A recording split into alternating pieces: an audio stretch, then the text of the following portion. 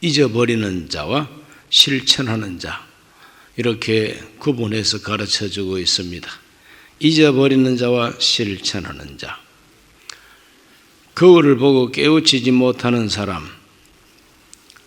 거울은 역사가 거울이라고 그랬습니다. 지나간 역사 속에 일어난 그 사건들은 우리에게 거울이 되고 본보기가 된다고 그랬습니다. 그러한 거울을 보고 깨우치지 못하는 사람은 보기만 하는 사람이라고 야고보는 가르쳐 줍니다. 보기만 하는 사람. 보기는 보는데 본 것을 곧 잊어버리는 사람이라고 그랬습니다. 본 것을 금방 잊어버립니다.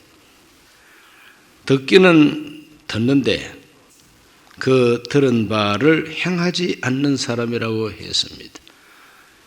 거울을 보고 잊어버리고 역사를 보고도 잊어버리고 진리를 보고도 잊어버립니다.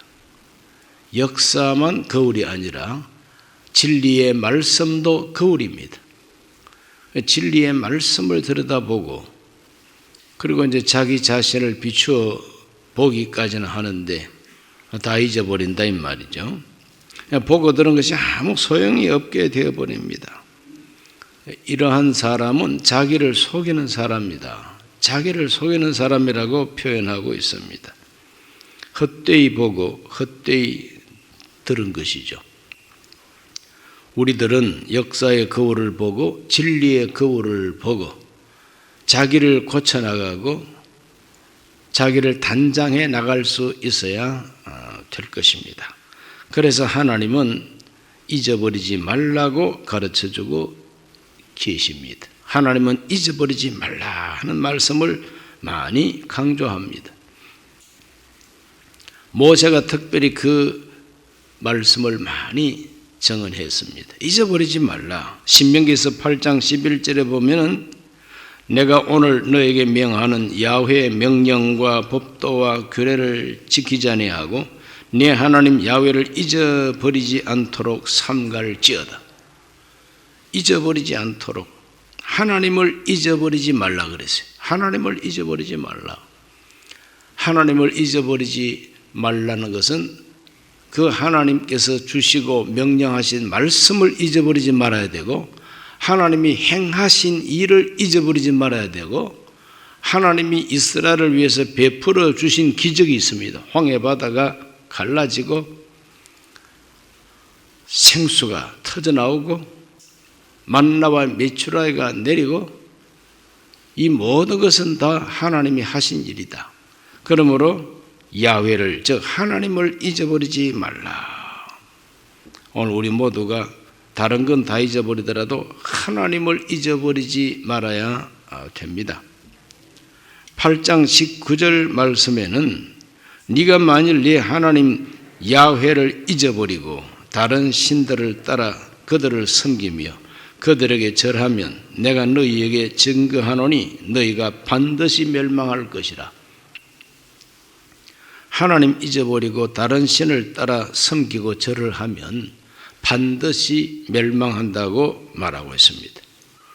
아주 엄격합니다. 반드시 멸망할 것이라. 그러므로 거울을 들여다보고 자기를 고쳐야 되겠고 진리의 거울을 보았으면 진리의 말씀을 잊어버리지 말고 그 말씀 주신 하나님을 잊어버리지 말아야 된다. 하나님을 잊어버리는 것은 심각합니다. 시편 50편 22절에 하나님을 잊어버린 너희여 이제 이를 생각하라. 그렇지 아니하면 내가 너희를 찢으리니 건질 자가 없으리라 그랬어요. 하나님을 잊어버리면 하나님이 찢는다고 말씀합니다. 건질 자가 없습니다. 하나님이 찢는데 누가 건져내겠느냐 이 말이죠. 그러므로 하나님의 거룩한 말씀, 진리, 거울이요. 또 지나간 역사 속에 일어난 사건들이 거울입니다. 그 거울을 보고 깨우침이 없으면 찢긴다는 겁니다. 찢긴다는 거예요. 그래서 오늘 우리들은 하나님 망각하지 말고 잊어버리지 말고 그가 베푸신 과거의 기적, 그가 행하신 심판, 그가 행하신 모든 일들을 잊어버리지 말고 그 사건 속에 담겨 있는 하나님의 뜻이 무엇인가를 잘 배우면은 발전하고 또 다시 그렇게 되지 않게 됩니다. 그런데 그걸 잊어버리면 자꾸 반복된다. 그 무서운 일이 반복될 수가 있다는 겁니다. 그러므로 잊어버리지 말라.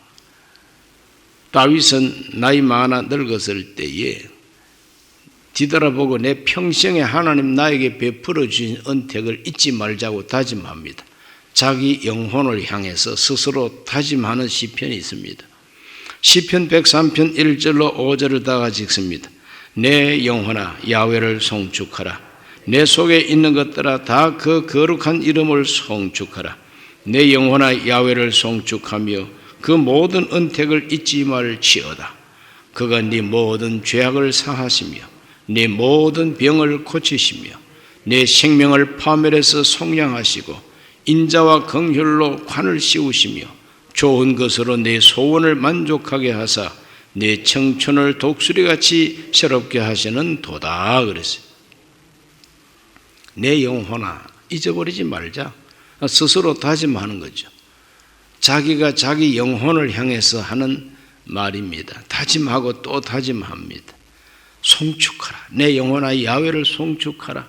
송축한다는 것은 노래하며 감사하는 것이, 노래하면서 하나님 높이는 것을 송축이라 그럽니다. 그냥 말만 가지고 하나님 위대하십니다, 하나님 감사합니다, 하나님 기뻐합니다, 이런 말만 가지고 하는 것이 아니라 그걸 노래로 표현할 때에 송축이 됩니다. 찬양이 됩니다. 내 영혼아 야훼를 송축하라. 그 하나님이 나한테 베풀어 주신 은택이 무엇인가 잊지 말지어다 그랬어요. 잊지 말지어다. 원수는 돌에 새기고 은혜는 물에 새긴다는 말이 있는데, 받은 은혜는 너무 쉽게 잊어버린다는 거죠. 물에 글자를 새기면 금방 흘러가 버리죠. 돌에다가 새겨놓으면 아직까지 남아있죠. 조종암에 있는 만절필동, 아직까지 거기에 새겨져 있습니다. 1600년대에 기록한 그 돌에 새긴 글이 지금도 있습니다. 그 앞을 자주 다니면서도 그 바위 앞에 가서 제가 사진을 하나 못 찍었는데 조만간 이제 조종암을 한번 찾아가 보고 충청도 괴산의 화양계곡을 또 한번 찾아볼 작정입니다. 혼자 가면 심심하니까 우리 교역자들이나 우리 장로님들 모시고 한번 가야 되겠다 이런 생각을 하게 됩니다. 성도님들 가운데는 나는 두고 가려고 그래요. 자, 이렇게 하나님 은택을 잊지 말자. 모든 죄악을 사하시고, 다윗이 받은 하나님의 은택 가운데 제일 첫 번째 은택이 뭐냐? 죄를 용서해 주셨다는 거죠. 죄를 많이 지었으니까, 심각한 죄를 지었으니까 모든 죄를 사해 주셨다. 이걸 잊지 말자는 거예요. 모든 병을 고치시며, 병들지 않고 사는 사람은 없습니다. 감기 곧불이 걸리더라도 사람은 병들기 마련입니다. 피곤해 지칠 수도 있는 것이죠. 다윗이 언제 가장 심각한 병을 알았을까 할 때에 자기 아들 압살롬이 쿠데타를 일으켰을 때에 피난살이 할 때가 제일 피곤했을 때, 피난살이 할 때 얼마나 고단했겠어요. 그것도 자기 자식이 쿠데타를 일으키고 아버지 잡으라, 아버지 잡으라고 외치고 특공대를 보내고, 그럴 때 얼마나 속이 상합니까? 그래서 내 모든 죄를 사하시고 내 모든 병을 고쳐주시고 내 생명 파멸에서 건져주셨다고 고백하고 있습니다. 하나님이 안 건져주셨으면 나는 완전히 그냥 파멸할 수밖에 없었다. 패배하고 멸망될 수밖에 없었다. 내 인생 깨어질 수밖에 없었다는 거예요. 그런데 하나님이 나를 파멸해서 속량을 해 주셨다. 속량이 뭡니까? 값을 주고 사는 게 속량 아닙니까? 큰 은혜를 받았다 이 말이죠. 모든 소원을 하나님이 다 좋은 것으로 들어주셨다. 이런 것들을 생각할 때에 다윗은 하나님 앞에 송축할 수밖에 없고 송축하자 이렇게 다짐하고 있습니다. 저와 여러분들은 다 자기 각자가 내가 무엇을 송축해야 될 것인가, 내가 잊지 말아야 할 은택이 무엇인가를 꼭 기록을 해놓고 늘 기억하면 좋습니다. 늘 기억하면 좋습니다. 그래서 하나님을 잊어버리지 말라. 하나님 은택을 잊어버리지 말라. 그 다음 두 번째로는 듣고 행하라고 강조하고 있죠. 들었으면 행하라. 보았으면 행동하라. 1장 25절입니다. 자유롭게 하는 온전한 율법을 들여다보고 있는 자는 듣고 잊어버리는 자가 아니요 실천하는 자니 이 사람은 그 행하는 일에 복을 받으리라. 실천하는 사람, 행하는 사람이 복을 받는다 그랬어요. 그래서 이런 말이 있죠. 믿음으로 구원받고 행함으로 복받는다. 그런 말을 들어보셨을 것입니다. 구원을 믿음으로 받았으면 이제는 하나님의 복음을 잘 듣고 잊어버리지 말고 더 유심히 듣고 깨달았으면 실천하라 이거죠. 실천. 그래서 우리 기독교 신앙은 실천적 신앙, 실천하게 하는 신앙입니다. 그러므로 행하게 하는 신앙이다 이 말이죠. 말씀을 듣고 잊어버리지 말고 깨우쳐서 그 배운 바를, 그 깨달은 바를 실천하라. 얼굴에 묻었으면 묻은 걸 떼내고 닦아내고 머리카락이 이상하게 됐으면 빚어서 정리를 하고 그래야 되는 것입니다. 바쁘게 이렇게 좀 설치다 보면 잊어버릴 때가 있어요. 한 번은 제가 여의도 순복음교회 대교구장으로 있을 때입니다. 대교구장으로 있을 때인데 아침 줘야 하는데 아침에 일어나가지고 바쁘게 출근하다 보니까 머리를 감고 닦기는 했는데 이걸 갖다가 빗으로 빗지를 않고 그냥 교회를 간 거예요. 그래서 앉아 있는데 내가 거울을 안 보니까 내가 어떻게 생겼는지 내 머리카락이 어떤지 나는 전혀 모르는데 남이 나를 보고 알지 않습니까? 유난히 그날따라 자꾸 사람들이 나를 쳐다보더라고요. 그래서 왜 자꾸 나를 쳐다볼까? 그런데 대교구의 총무 목사가 쫓아오더니 빗을 가지고 내 머리를 싹 빗으면서 목사님 머리 안 빗고 오셨네요 하고 머리를 빗어줘요. 머리를 빗는다고 금방 정리됩니까? 말라버린 머리카락 빗으로 빗어도 뭐 대충이지 완전히 그냥 이상하게 돼 있어요. 그걸 나중에 거울을 보니까 아주 내가 보기에도 좀 우스워요. 방금 일어나서 머리도 안 빗고 온 사람 어울리질 않아요. 아주 얼마나 창피했는지 모릅니다. 그러므로 저와 여러분 신앙생활도 마찬가지라 하나님의 은택을 잊지 말아야 되고 받은 바 은혜에 합당하게 행동해야 된다. 그러면 복을 받는다 그랬어요. 행하는 일에 복을 받는다 그랬어요. 그래 하나님께서는 공짜가 없습니다. 행하는 일에 복을 받습니다. 고래도 칭찬하면 춤을 춘다 이런 책이 있지 않습니까? 하나님은 항상 우리를 칭찬하시는 하나님이십니다. 상 주시는 하나님이십니다. 복 주시는 하나님이십니다. 그래서 자꾸 복을 받는 경험을 하면은 더 순종을 하게 되고 복을 받는 경험을 하다 보니까 더 하나님 뜻을 실천하게 된다는 거죠. 우리 모두가 다 하나님 말씀을 듣고 잊어버리지 말고 실천하는 사람이 돼가지고 그 행하는 일에 복을 경험하게 되시기를 주 예수 이름으로 축복합니다. 반드시 하나님 앞에 깨달아야 할 진리는 깨달아야 되죠. 옛날에 솔로몬이 하나님의 성전 건축을 하고 봉헌 기도를 할 때 이런 기도를 합니다. 열왕기상 8장 37절에서 39절 말씀까지 다 같이 읽습니다. 만일 이 땅에 기근이나 전염병이 있거나 곡식이 시들거나 깐부기가 나거나 메뚜기나 황충이 나거나 적국이 와서 성읍을 에워싸거나 무슨 재앙이나 무슨 질병이 있든지 막론하고 한 사람이나 혹 주의 백성 이스라엘이 다 각각 자기 마음의 재앙을 깨닫고 이 성전을 향하여 손을 펴고 무슨 기도나 무슨 간구를 하거든 주는 계신 곳 하늘에서 들으시고 사하시며 각 사람의 마음을 아시오니 그들의 모든 행위대로 행하사 갚으시옵소서. 주만 홀로 사람의 마음을 다 아심이니이다 그랬어요.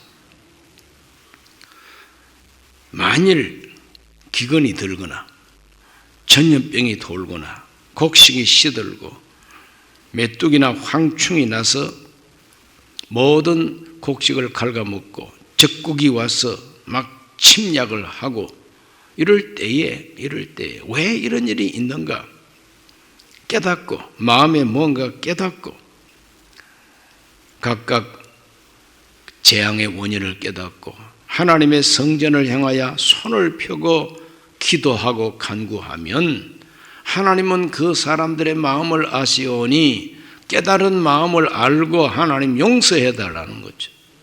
그리고 그 땅을 고쳐달라는 겁니다. 이것이 봉헌기도입니다. 성전 봉헌기도. 이 성전은 바로 기도하는 센터라 이 말이죠. 이 성전을 향해서 손을 펴고 기도만 하더라도 하나님 응답해 달라고. 그래서 비대면 예배라고 하는 것이 바로 비슷하죠. 하나님의 성전을 향해서 손을 펴고 집에서라도 기도하면 하나님 용서하시고 들어달라는 거예요. 그러니까 하나님의 성전에 직접 오지 않더라도 멀리 떨어져 있다 할지라도 하나님의 성전이 있는 곳을 향하여 손을 펴고 기도만 해도 하나님 들어달라고 하는데 성전에 직접 와서 하는 기도는 더 정확하죠 뭐. 이렇게 솔로몬은 성전 바칠 때 그렇게 기도했습니다. 그들이 사로잡혀간 땅에서 스스로 깨닫고 사로잡은 자의 땅에서 돌이켜 주께 기도하면 회개하면 하나님 용서하여 주시고 그 기도를 들어달라고 이렇게 솔로몬이 봉헌 기도를 이렇게 드리고 있음을 봅니다. 그렇기 때문에 듣고 행한다 이 말은 마음으로 깨닫고 마음으로 깨달은다는 것은 바로 거울을 보고 깨우쳤다 발견했다는 거 아닙니까? 그래서 자기를 고치고 하나님 앞에 기도부터 시작하는 이와 같은 행동, 실천 여기에 하나님 응답해 주옵소서 이런 기도를 하고 있습니다. 지나간 75년 우리 역사 속에 하나님이 우리 대한민국 역사에 베풀어 주신 은택이 무엇인가, 은혜가 무엇인가 생각할 줄 알아야 됩니다. 그래서 역사의 거울을 가만히 들여다보면서 하나님께서 이 나라에 베풀어 주신 은택은 무엇일까? 절대로 해방될 수 없었던 그 역사. 일본이 얼마나 강한 나라인지 일본이 너무 강했어요. 뭐 우리 한국 독립군 이 독립군의 그 세력이라고 하는 것은 너무 미약한 것입니다. 10,000명이 넘어가 본 적이 없어요. 우리 독립군이 10,000명 넘어가 본 적이 없어요. 독립군이 제일 잘 싸우고 일본군과 전투를 해가지고 이긴 그 전투가 청산리 대첩이나 봉오동 전투나 바로 그때밖에 없습니다. 그게 바로 1920년에 있었던 독립군 전투입니다. 그때 한번 반짝 이기고 그 후로는 독립군이라 할 수도 없습니다. 왜? 소련 공산당 군, 즉 소련 공산군 붉은 군대에 소속이 되고 모택동의 군대에 소속이 되고 장개석의 지시에 들어가서 장개석 군대가 됐지 순수한 국군이라 할 수 없습니다. 독립군이라 할 수 없습니다. 주도권을 가진 독립군이 될 수가 없었어요. 왜? 소련이 공산 군대로 만들어버렸죠. 빨치산을 만들어버렸죠. 중국이 특히 만주 쪽에는 모택동을 중심으로 한 중국 공산당이 바로 자기들의 군대로 편성해버렸죠. 상해를 중심으로 하는 바로 이 본토 내륙 깊숙한 곳에서는 다 장개석이 지휘하는 군대의 한쪽 귀퉁이에 소속될 수밖에 없었어요. 왜냐하면 그쪽에서 운영비가 나오고 그쪽에서 훈련하기 위한 자금이 다 나오는데 뭐 어떡합니까?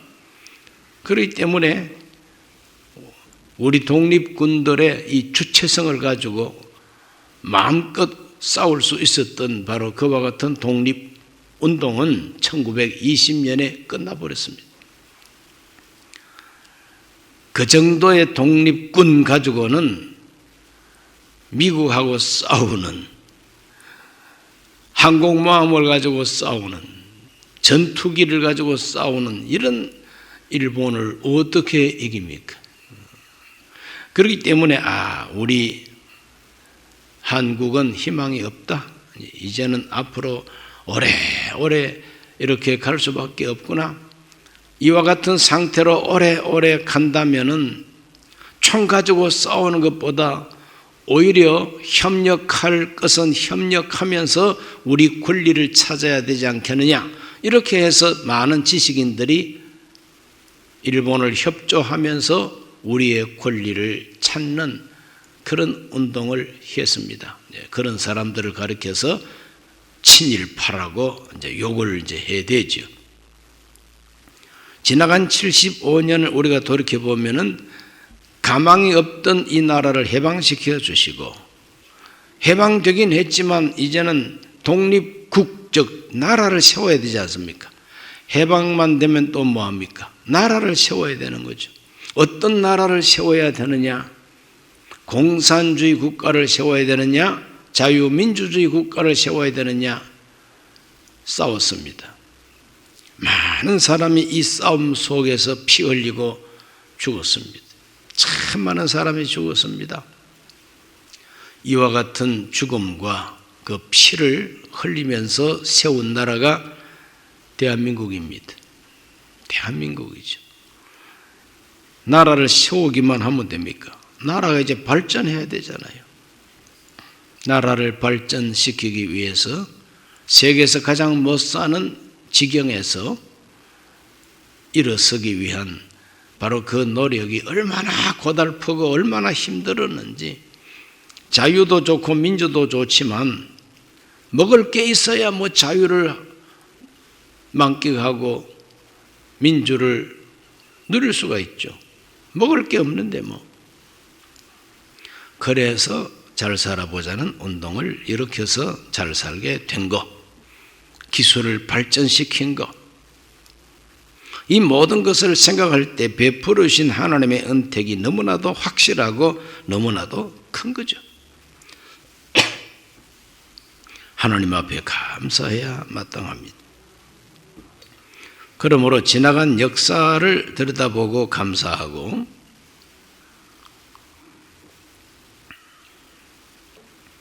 이제 우리가 무엇을 깨우쳐야 되는가? 무엇을 깨우쳐야 되느냐? 그래 하나님 앞에서 가만히 생각할 때에 지나간 역사의 거울을 들여다보고 참 감사할 게 많다. 참 감사할 게 많다. 이렇게 깨닫는 사람이 있는가 하면은 오히려 원망하는 사람들도 있습니다. 원망하는 사람은 주로 어떤 사람이냐? 이제 생각이 완전히 틀리는 사람들이죠. 자유민주국가 세운 거 참 감사하다. 자유민주 헌법을 가지고 나라를 세웠으니 참 감사하다. 나라가 이렇게 발전된 거에 참 감사하다. 감사하다고 생각하는 사람은 감사를 실천하죠. 그러나 이것이 잘못됐다고 생각하는 사람은 대한민국이라고 하는 나라 자체가 세워지지 말아야 되는데 왜 세워가지고 골치 아픈 나라를 만들었을까? 그래서 대한민국을 세운 사람들을 저주합니다. 국립묘지에서 이승만 시체를 끄집어내가지고 다른 데다가 그냥 던져버리라. 뭐 이런 사람도 나옵니다. 6.25 전쟁 때 정말 공을 세운 장군들 다 옛날에 그 일본 관동군 출신 아니냐? 간도 특설대 출신 아니냐? 친일파 아니냐? 저주합니다. 그분들의 피 흘리는 투쟁이 없었으면 이 자유가 없는데도 누릴 것은 다 누리면서 공로를 세운 사람들의 공로를 인정하지 아니하고 저주하는 사람들이 있습니다. 똑같은 거울을 들여다보고 감사하는 사람이 있는가 하면은 저주하는 사람이 있어요. 우리는 어느 편에 속할 것이냐? 우리는 어느 편에 서야 할 것이냐? 역사를 바라보면서 감사하고 하나님 감사합니다. 감사합니다. 이런 마음을 가지는 사람이 되어야 되겠는데 원망하고 저주하고 미워하고 이런 사람이 되어가지고는 곤란하죠. 바로 깨닫는 사람, 하나님 앞에 올바로 깨닫는 사람은 무엇을 해야 될 것이냐? 올바로 깨달은 사람 무엇을 실천해야 될 것이냐? 무엇보다 회개하는 것이죠. 기도하는 사람, 그걸 감사하고 내가 이제는 어떻게 살아야 되겠다고 방향을 설정해서 순종하는 사람, 이런 사람이 바로 거울을 제대로 보고 자기를 발견한 사람인 것입니다. 과거를 쳐다보고 일본이 우리나라를 강점했다고 하는 것 생각하고 그냥 일본을 미워하기만 하는 감정, 일본을 미워하기만 하고 원망하기만 하는 이 감정에 사로잡혀 있어가지고는 발전이 없어요. 우리나라를 강점하고 여러 가지 나쁜 짓 한 거 다 잘못한 게 확실합니다. 역사의 하나님은 반드시 심판하십니다. 심판하십니다. 그러므로 그가 잘못한 거 그것만 생각하지 말고 내가 왜 당했는가? 오히려 우리가 일본을 가르치고 대한민국을 통해서 한반도를 통해서 일본으로 문명이 건너가고 문화가 건너갔습니다. 그래서 우리 한반도는 일본 사람들에게 있어서는 대륙에서 뛰어난 문화와 문명을 받는 다리 역할을 한 거예요. 다리 역할을 한 겁니다. 그럼 고마워할 줄 알아야 되겠는데 고마워하기는커녕 경쟁심이 너무 강해가지고 오히려 경쟁하다가 자기들의 힘이 세지니까 우리를 지배하게 되어버린 거 아니겠어요? 못된 짓 했습니다. 잘못했습니다. 그러나 그것만 기억하고 미워하고 원망하고 저주하기만 해서는 안 된다는 거예요. 왜 우리가 당해야 했던가? 왜 우리가 망해야 했던가? 우리 내부에는 잘못이 없느냐? 우리 잘못은 없느냐? 그래서 거울을 제대로 바라보는 사람은 우리 자신의 허물과 죄와 잘못된 것을 깨닫고 이걸 고치고 바로 잡아나가는 노력을 더 많이 해야 된다는 거죠. 그래야 희망이 있고 그래야 하나님이 기뻐하시고 그 행하는 일에 복을 받으리라. 그래서 거울을 제대로 보고 반응을 해야 하나님께 복을 받게 된다 하는 것이 오늘 이 새벽에 야고보를 통해서 주시는 하나님의 말씀인 것입니다. 조선시대 518년입니다. 조선시대가 대한제국이 멸망할 때까지가 518년이에요. 518년. 이 518년 기나긴 세월 속에 무엇을 잘못했는가? 무엇이 이 나라를 망쳐버린 주 원인이 뭐냐? 그건 어제 새벽에 말씀드렸습니다. 주자 성리학이라고 하는 그와 같은 철학과 이념에 빠지고 그 이념에 충실한 것도 아니고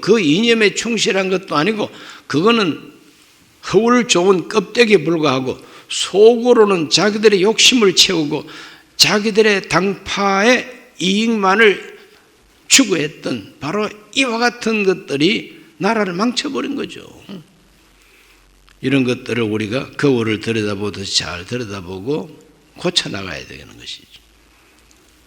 하나님께서 우리 민족을 지혜로운 민족 되게 해서 거울을 제대로 보고 하나님 앞에서 올바른 태도를 가지고 앞으로 우리의 다가오는 미래는 하나님의 복을 받는 미래가 되기를 주의 이름으로 축원합니다.